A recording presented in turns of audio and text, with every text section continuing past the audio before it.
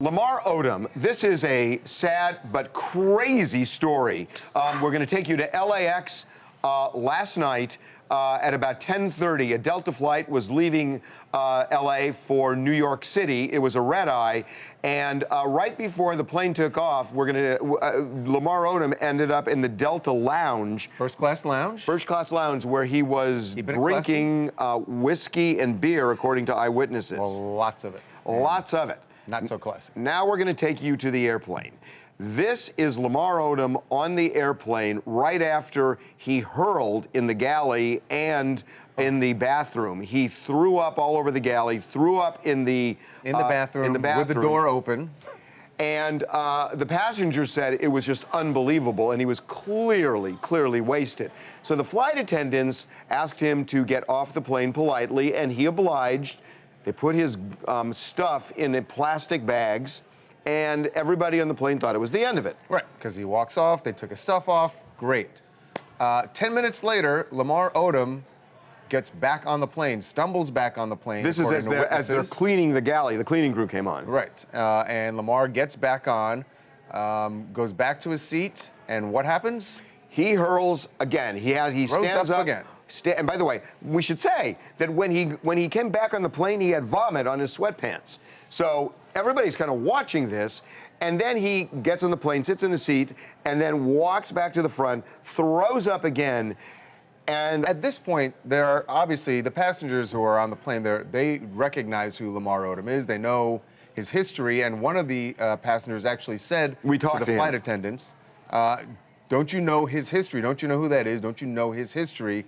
I don't want a body on this plane at 30,000 feet. And that's the saddest thing about this, is this guy who used to have a reputation as an NBA All-Star, one of the premier players in the league, has turned into someone who others are afraid are going to die on an airplane. It just shows how serious his situation is. He's in so deep, and I just don't even know if he can be helped anymore.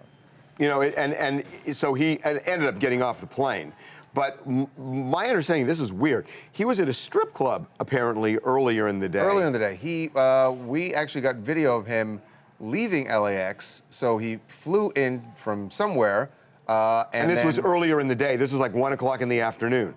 So he shows up at LAX, gets in a cab. And heads to a strip club. And heads to the strip club where nearby LAX. It was conveniently located. So he's throwing money around in there, and then I don't know what he did, because this was 1 in the afternoon that he went to the strip club, and the plane didn't leave until 10:30 at night. But when he came back to the airport, he was wearing the same clothes. He was wearing the same clothes. So it wasn't like he we don't know how long he was in the strip club. Right. But he had a wad of cash when he was at the strip club.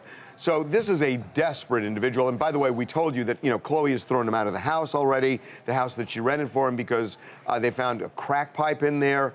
So he's kind of a vagabond now. He's kind of living house to house in the San Fernando Valley.